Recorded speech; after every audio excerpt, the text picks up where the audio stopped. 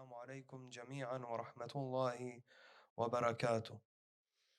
يقول تعالى في محكم التنزيل بعد أعوذ بالله من الشيطان الرجيم بسم الله الرحمن الرحيم ولا تزر وازرة وزر أخرى وإن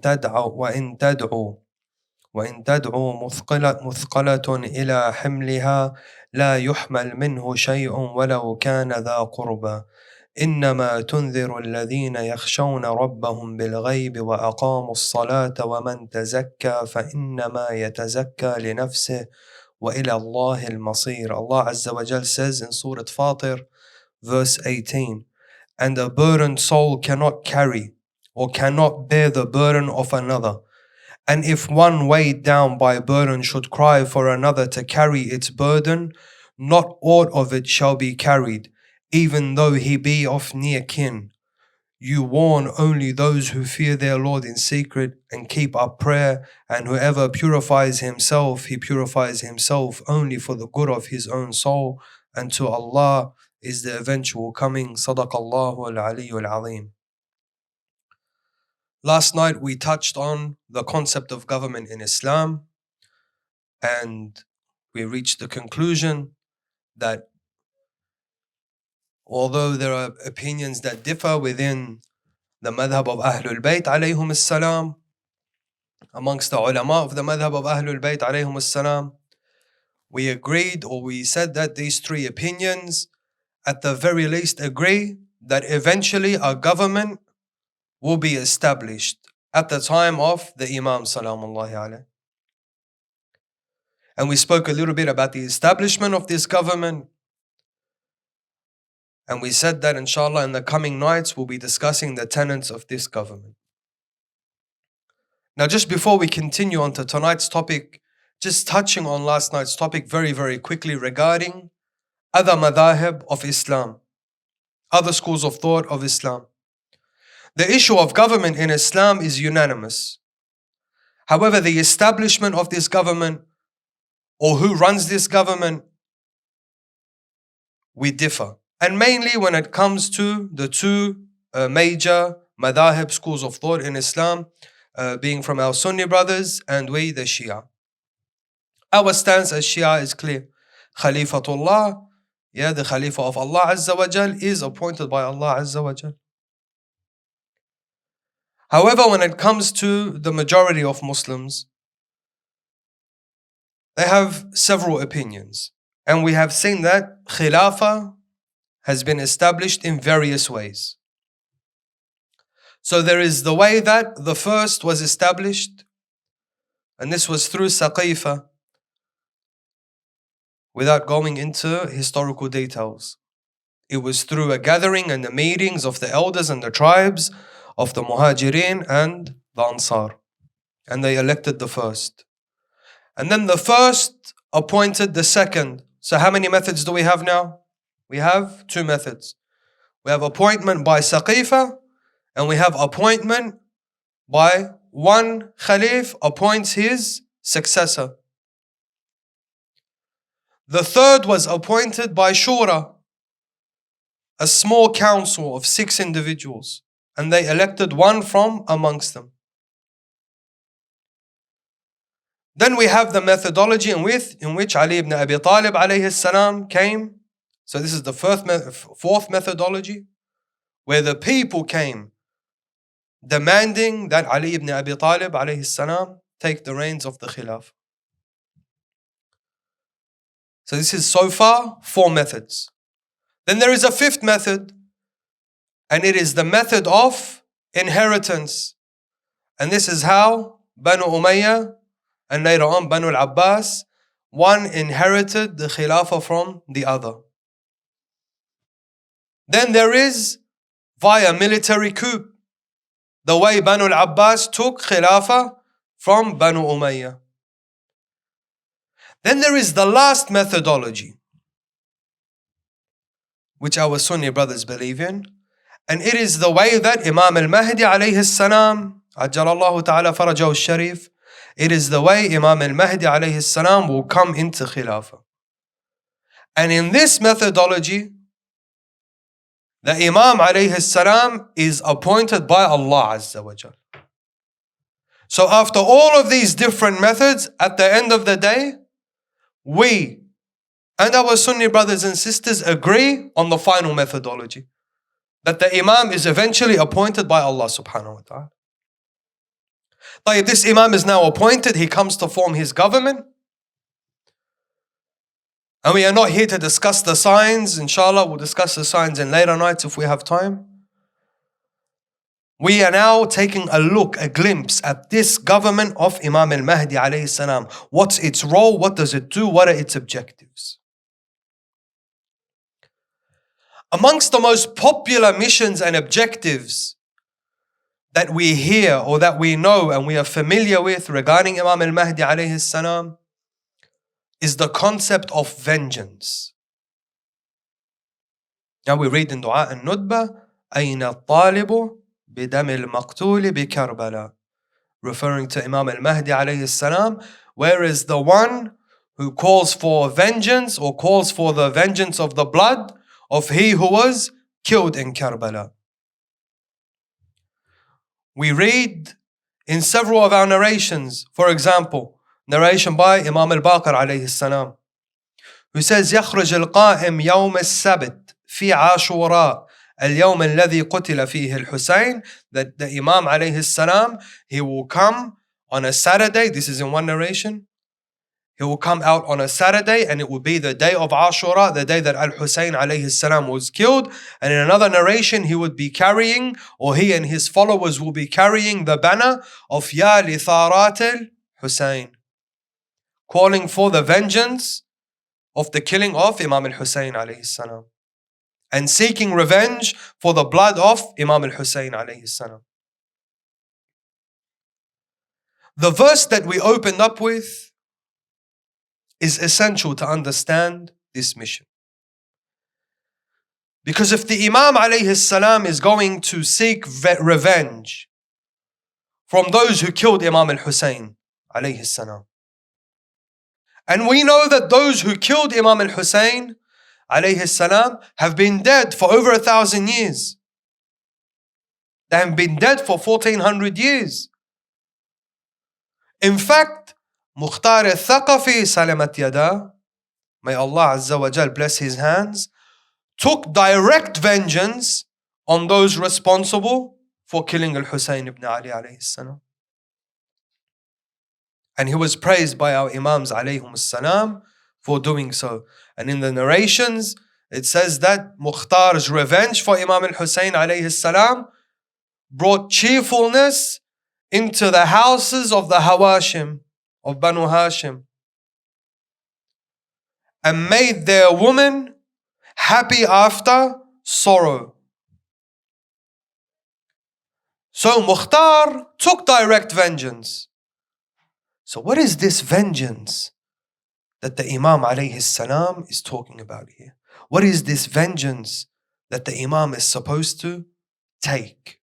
How will he take vengeance from the killers of Al-Hussein alayhi salam if in the advent of the Imam they are not only killed, but they have been dead for over 1,400 years? Who would he take revenge from? The verse we opened up with is essential. Sallu ala Muhammad wa ali Muhammad.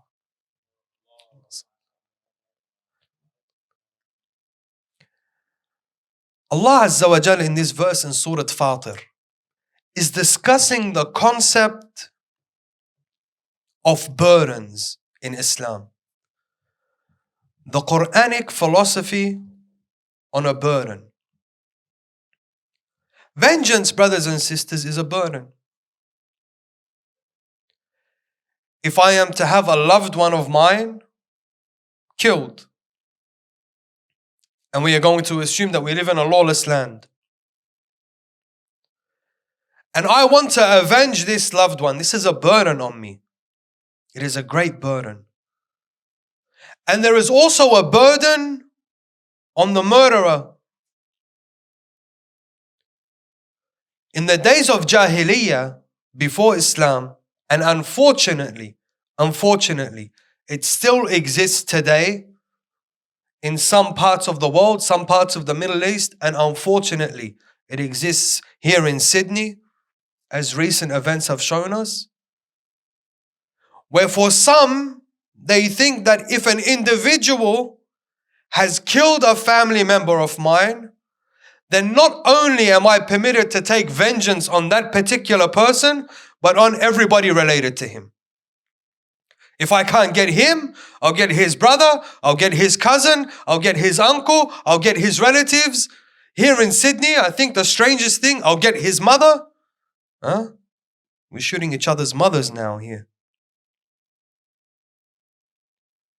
And we end up in this cycle of satanic violence where it is tit for tat, innocent people who have nothing to do with anything are paying the price because of a relative or a friend or an associate committed a crime, and we go and we punish innocent people like cowards. This is the way of Jahiliyyah. Allah Azza wa Jal tells us in this verse in Surah Fatir that no one is to carry the burden of another. Nobody. If you have wronged me, you have wronged me. Not your relatives. If I have wronged you, it is only I who has wronged you. Not your family members, not your brothers, not your friends. No one else is responsible or will be held accountable for your actions and your negligence. This is satanic. This is the way of Jahiliyyah. This is the behavior of idol worshippers. This is the behavior of those who used to dance naked around the Kaaba, who used to worship gods of dates and eat these dates when they were hungry. This is not the logic of the Quran. This is not the logic of the Ahlul Bayt alayhum as-salam. This is not logic at all. This belongs in the animal kingdom. Okay. So Quran eliminates this possibility. Quran says, if Yazid ibn Muawiyah la'anahullah killed al-Husayn ibn Ali, Shimr la'anahullah killed al-Husayn ibn Ali, the army of Umar ibn Sa'ad and Umar ibn Sa'ad la'anahum Allah killed al-Husayn ibn Ali, and they have been killed already, and Al-Mukhtar took vengeance. And this vengeance that we are talking about is definitely not a vengeance on anyone else. Otherwise, Imam al-Mahdi alayhi salam will be conflicting or contradicting the Holy Quran. Imam al-Zaman alayhi salam, like his fathers before him, is al-Quran al-Natiq. He is the walking, talking Quran. He is justice embodied. Does not contradict the book of Allah Azza wa Jal. The Imam alayhi salam is not independent of the Holy Quran. He does not have an opinion other than the book of Allah Azza wa Jal. He is the embodiment of the book of Allah Azza wa Jal. So what is this vengeance? Is the Imam, like some ignorant amongst the Shia claim, going to come and kill Muslims of other madhahib for the vengeance of Imam al-Hussein alayhi salam? I challenge such individuals to provide one narration. One narration. Amir al-Mu'mineen alayhi salam, after he is struck by Ibn Muljam la'anahullah, what's he say regarding his right to vengeance? He says to his sons Al-Hasan and Al-Husayn alayhum as-salam, he says, if I die, one strike for one strike. He struck me once, one strike for one strike, and the debt is settled. If I survive, then it is up to me on how I deal with him. This is Ali ibn Abi Talib alayhi salam. Then there are some ignorant here. Yes, the Imam will come and these Yazidis And these people that love Yazid ibn Muawiyah, and the Imam will come and he's going to create a sectarian war. None of our Imams incited sectarianism. Not one of our Imams has ever incited the Shia against other Muslims. In fact, if we look at the Sunnah of the Ahlul Bayt alayhum salam, we find the contrary. We find the Imams praying for them. We find Imamuna Sadiq alayhi salam encouraging us to do what? Join them in their congregations. Walk in their funerals. Eat from their food. Marry from them. This is the sunnah and the akhlaq of Ahlul Bayt alayhum salam. Does Imam al-Zaman alayhi salam, does he have a different sunnah to the sunnah of Ja'far ibn Muhammad al-Sadiq alayhi salam? Is he from a different religion? Wal-'iyadu billah. We see the mercy of Imam al-Mahdi alayhi salam in our maraji' at the time of fitna. Even when our mosques were being blown up, when our Husayniyat were being blown up, when the shrines of our Imams alayhum salam were being blown up, our maraji' were at the forefront of maintaining this unity. Not once did we have one of our maraji' come and say, they blow up a mosque of ours, we're going to blow up a mosque of theirs. They blew up a shrine of ours, we're going to blow up a shrine of theirs. Never in the history of Tashayyu' did this ever happen. So definitely, the Imam alayhi salam is not seeking a sectarian war. The Imam abides by the Holy Quran. The understanding of this thar, what this vengeance is, we need to look and gather the narrations regarding this vengeance and this revenge, and the ad'iyah which have been mentioned or which mention this revenge, and then measure it against the Holy Quran, and we will see that Imam al-Mahdi alayhi salam is thar Allah, just as Amir al-Mu'mineen alayhi salam was thar Allah. We read in the ziyarah of Imam al-Husayn alayhi salam, As-salamu alayka ya thar Allahi wa ibn thari. Peace be upon you, O vengeance of God and the son of his vengeance. Meaning Amir al-Mu'mineen alayhi salam. When did we see Amir al-Mu'mineen salamullahi alayhi or Imam al-Husayn salamullahi alayhi go after the Muslims or hold people who had nothing to do with an incident accountable? We come to the Holy Quran. There's a very interesting verse in the Holy Quran in Surah Al-Baqarah, in Surah Al-Imran, verse 21. Look at this verse. Allah Azza wa Jal here is addressing a particular group from Ahlul Kitab who live in Medina. And this particular group are giving Rasulullah sallallahu alayhi wa alihi a hard time. And they are instigating the mushrikeen against Rasulullah sallallahu alayhi wa. And Rasulullah is bringing forward his proofs to them through their books, through logic, and they don't want to heed to his call. And they are instigating and funding and arming the mushrikeen against the Holy Messenger. Allah Azza wa Jal addresses them. What's he say? He's speaking to the Holy Messenger sallallahu alayhi wa alihi regarding them. He says, Inna alladhina, this is Surah Al-Imran, verse 21. إن الذين يكفرون بآيات الله ويقتلون النبيين بغير حق ويقتلون الذين يأمرون بالقسط من الناس فبشرهم بعذاب أليم. Surely as for those who disbelieve in the communications of Allah, يعني have disbelieved in what Muhammad sallallahu alayhi wa alihi has brought forth, and slay the prophets unjustly, and slay those among men who enjoin justice, announce to them a painful chastisement. What's very odd about this verse is that Allah Azza wa Jal is speaking in the present tense regarding this group from the Ahlul Kitab.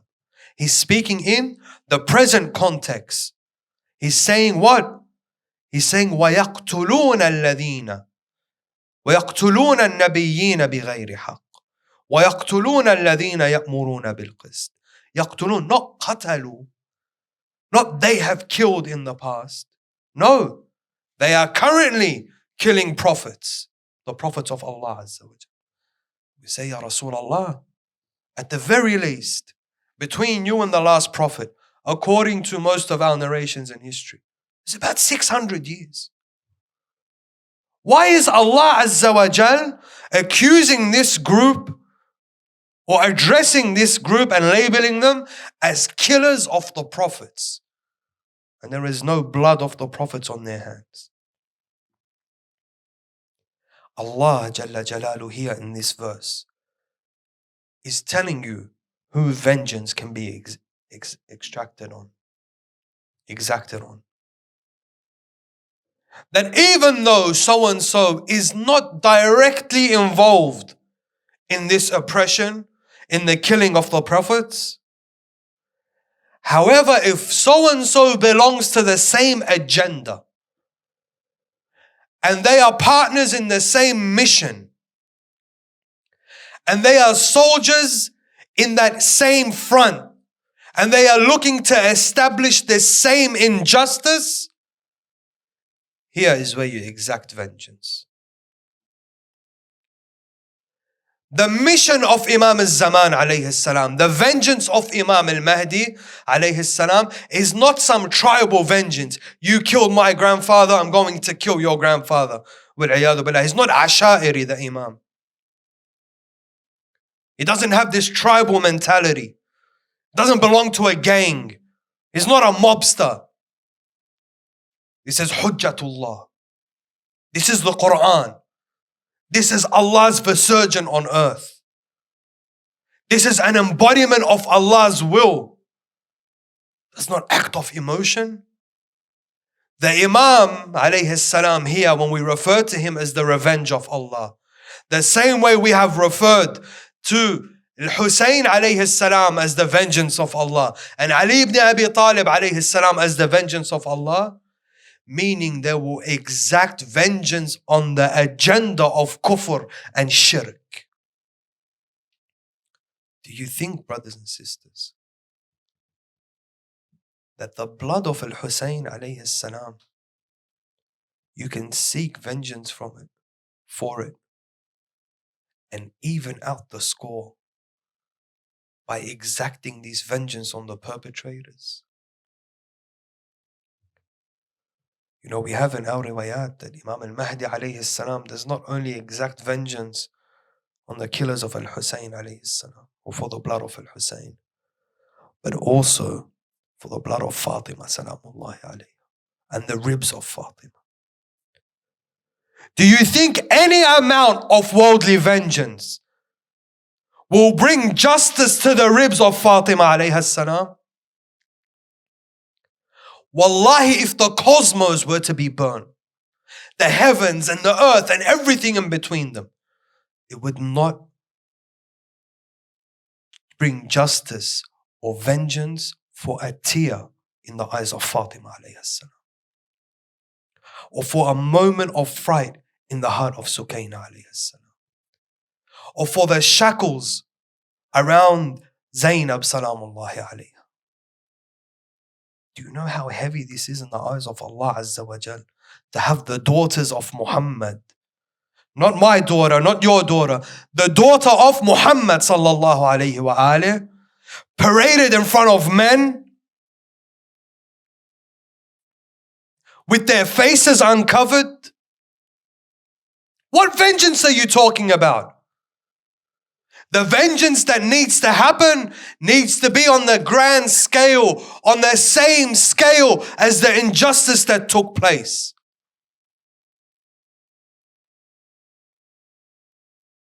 Mukhtar sought the physical vengeance. Is that enough?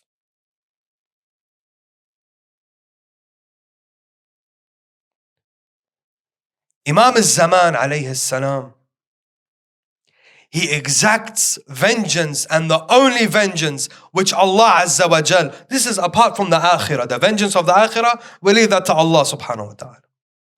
Jahannam wa bi'sa al-masir. Jahannam wa bi'sa al-masir. But because Allah Azza wa Jal is just, then a worldly justice also needs to happen. There needs to be a worldly vengeance. And this raya ya li tharat al-Husayn, and not just al-Husayn alayhi salam. We read in Dua al-Nudba that Imam al-Mahdi alayhi salam doesn't only seek vengeance for Imam al-Husayn alayhi salam. Look what we read. And pay attention to how this vengeance and what this vengeance means. That this vengeance is one pillar in an entire system, in a whole mission. It's an essential pillar. It's a foundation in this mission. أين صاحب يوم الفتح? Where is the patron of the day of conquest? وناشر راية الهدى, and he who stretches or spreads out the flags of true guidance. أين مؤلف شمل الصلاح والرضا?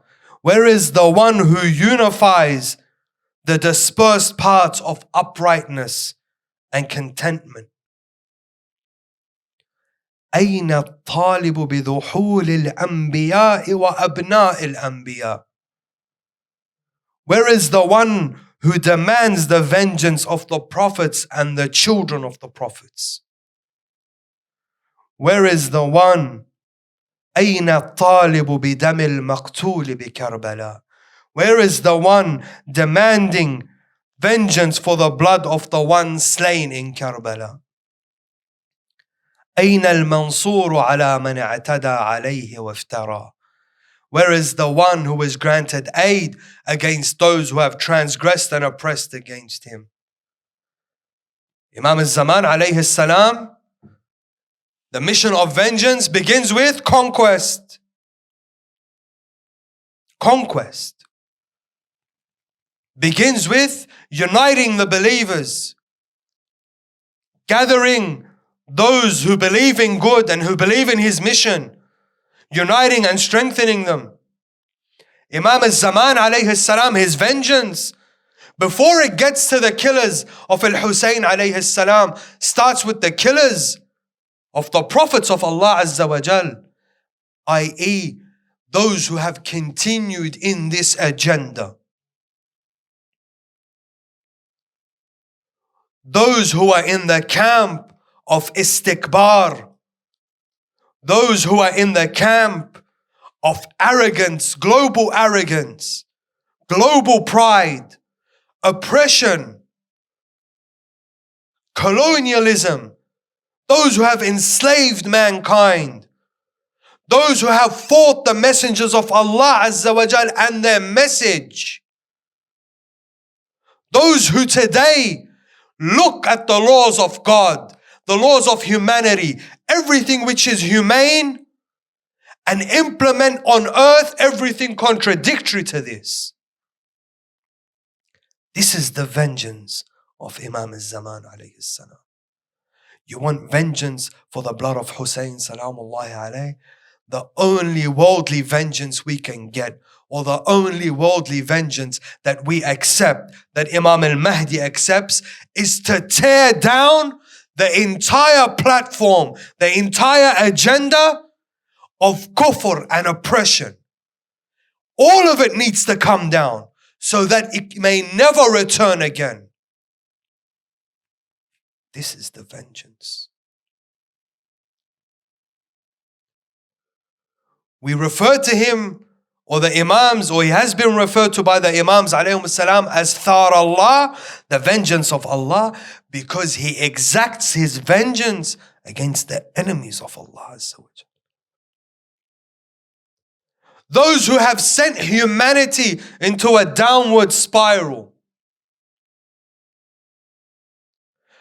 who have corrupted humanity on every level that we know. Every level you can think of. Whether they be from those who claim to be from the Ummah of Muhammad sallallahu alayhi wa alihi, or otherwise. And we have noticed in history, from the time of Rasulullah sallallahu alayhi wa alihi, that the munafiqeen, the hypocrites, those who claim to be Muslims, however in their hearts there is hatred for Muhammad sallallahu alayhi wa alihi, we find that the disbelievers and the wicked from the Ahlul Kitab, not all Ahlul Kitab, but there are those who are wicked from amongst the Ahlul Kitab. We find that these people have been allies and helpers. We know in the history of Islam that at the death of Muhammad sallallahu alayhi wa alihi wa sallam, there are those amongst the monks and the rabbis who came to Abu Sufyan and they said to him, here is our money, here is our weapons. You, the children of Umayyah, take hold of this ummah.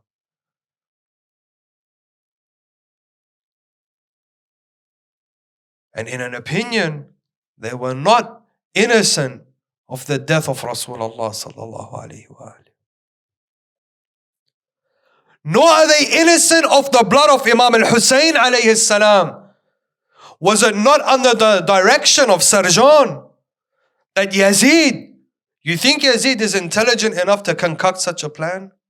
Yazid was an alcoholic who loved to entertain himself with monkeys.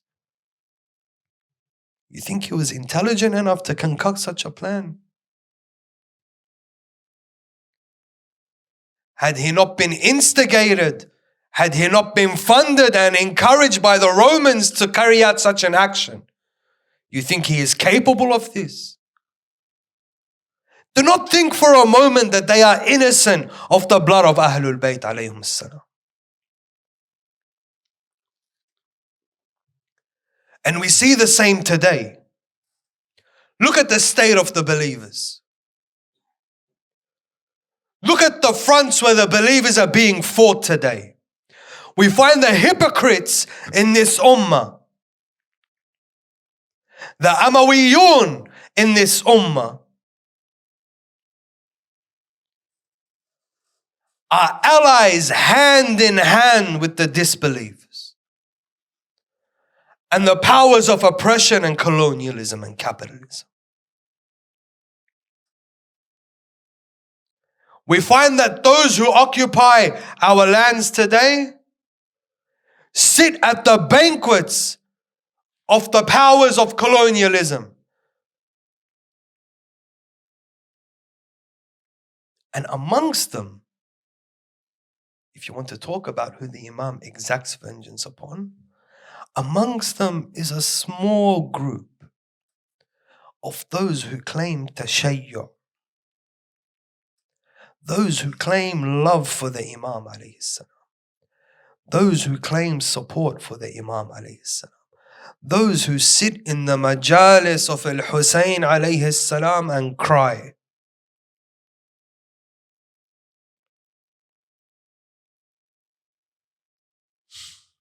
You think crying for al-Hussein, simply crying for al-Hussein alayhi salam, is enough to make you counted amongst those who are in the camp of al-Hussein salamullahi alayhi? Do you know who cried for al-Hussein alayhi salam? when he saw the women and the children being brought into the court of Ibn Ziyad and the head of Al-Hussein salamullahi alayhi on a spear, you know who cried for Al-Hussein alayhi salam? Umar ibn Sa'd. Umar ibn Sa'd, the head of Yazid's army, who wanted to kill Al-Hussein alayhi salam so he may secure a position as governor of Ar-Ray in Persia. La'anahu Allah.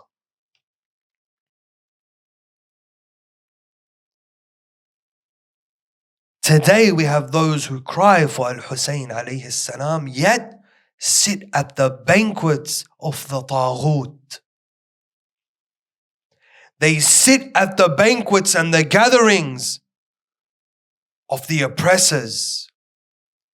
They receive fundings from them. They meet their politicians. They support them. They travel with them. They apply and implement their policies in our ummah amongst our youth. And never do you see them standing up for the oppressed. Never. And if by some chance, because of haya, because they are embarrassed, they stand up for the oppressed, they never mention the great oppressor from the disbelievers. They'll go to the weaker one, say, look at this Muslim, Saudi Arabia. But they will never question the masters of Saudi Arabia. The greater Satan. Never. They'll make it appear like a sectarian thing. No, this is Saudi Arabia, Sunnis killing Shias. The United States has nothing to do with this. This is how they will talk to you. Because they think our youth are stupid. They think this ummah is stupid. Our youth are amongst the most intelligent in the world. Wallah. And the foresight they have, these so-called ulama underestimate you. Do not let them fool you and drag you into these sectarian conflicts and discussions and wars so that the greater Satan is not approached. Look at this alliance. Example. The hypocrites of the Muslim world killing the believers of Yemen. Funded, supported, armed, aided, political coverage by the Taghut of the disbelievers. This is whom Imam al-Zaman alayhi salam will exact vengeance on. The Imam salamullahi alayhi, in all of our riwayat and all the adiyah attributed to the Imam alayhi salam, the Imam comes to aid the oppressed on every level. On every level. And the best vengeance for the oppressed is to eradicate not just the oppressor, but the oppression also. And the foundations of this oppression must be eradicated. And if, as we read in Dua and Nudba, in order for this to happen, there needs to be a Yawm al-Fatah. There needs to be a day of conquest. And there needs to be a gathering of the believers. Meaning that this Imam is going to need some form of aid and strength. It is not that the Imam salamullahi alayhi comes and then by himself, single-handedly, Imam al-Mahdi alayhi salam takes out this magic sword and yallah. This is not what happens. If this was the case, then Hussein alayhi salam would have done this in Karbala. Rasulullah sallallahu alayhi wa alayhi would have done this during the time when he was in Medina, eradicated the kuffar eradicated the Roman and Byzantine Empire and established the Empire of Islam. Finish. This is not the case. Brothers and sisters, and inshallah, in the last few nights when we discuss the role of you and I in the time of occultation, what our job is, we will say that deliverance and salvation is not something that falls from the sky. Never has Allah Azza wa Jal, never, read the Holy Quran, delivered a nation unless they wanted it. Even deliverance and salvation of his prophets and awliya demanded an effort.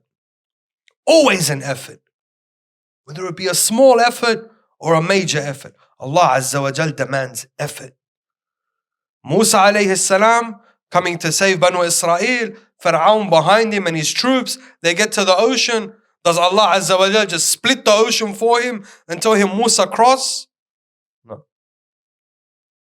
Strike with your staff, Musa. Allah demands from Musa to strike the ocean with his staff. Strike it with your staff, then I'll split the ocean. He required an effort from Musa alayhi salam. Maryam salamullahi alayha,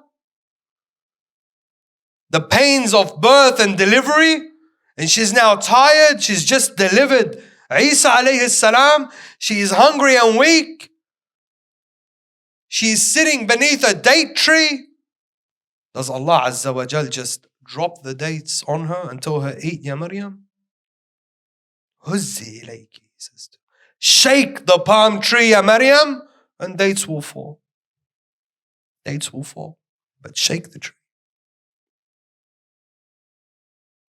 So imagine the effort required for the grand salvation, the great salvation, the final salvation of mankind, the salvation which saves us all. It would need a great and collective effort. We're not talking about saving Maryam from hunger and thirst, salamullahi alayhi. We're not talking about splitting one ocean. We are talking about bringing down the foundation of the regime of Satan and delivering humanity from thousands of years of darkness into eternal light. We are talking about the grand finale. So the effort must be grand.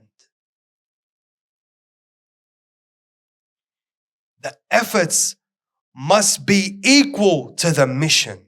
وَإِن تَنْصُرُوا اللَّهَ يَنْصُرْكُمْ. Bring victory to Allah, and Allah Azza wa Jal will bring you victory. It is not enough. Allahumma ajjal waliyyika al-faraj. While you are sitting at the banquets of the Taghut. It is not enough if you are going to be afraid. I'm not going to say this because I don't want to get in trouble by the government. I don't want to bring trouble to my family. Many said this to Imam al-Hussein alayhi salam. Many of those who claim to support Imam al-Hussein alayhi salam, the minute they saw Ibn Ziyad come into Kufa, لا بيعرفوا الحسين ولا أبو الحسين, nothing. They don't know Imam al-Hussein anymore. Nothing. Claimed tashayyu' the day before. Prayed jama'ah behind Muslim. Salamullahi alayhi. The second they saw the army of Ibn Ziyad, some of them went further than that. To prove that they have nothing to do with Imam al-Hussein alayhi salam, they went with the army of Umar ibn Sa'd to Karbala. They joined the army of Umar ibn Sa'd in Karbala. There is no room for cowardice in the establishment of the government of Imam al-Zaman alayhi salam. There is no room for fear. There is no room for the weak. There is no room for being lazy. We ask Allah Azza wa Jal to make us amongst those who are firm in their faith, who have removed the fear of this dunya and the fear of the taghut from their hearts and have replaced it with confidence in Allah Azza wa Jal. اللهم صل على محمد وآل محمد وعجل فرجهم. اللهم عجل لوليك الفرج والعافية والنصر، واجعلنا من أعوانه وأنصاره وشيعته ومحبيه والمستشهدين بين يديه. اللهم اكشف هذه الغمة عن هذه الأمة بحضوره، وعجل لنا ظهوره، إنهم يرونه بعيدا ونراه قريبا برحمتك يا أرحم الراحمين. وصل يا رب على محمد وآله الطاهرين وعجل فرجهم ولعن عدوهم.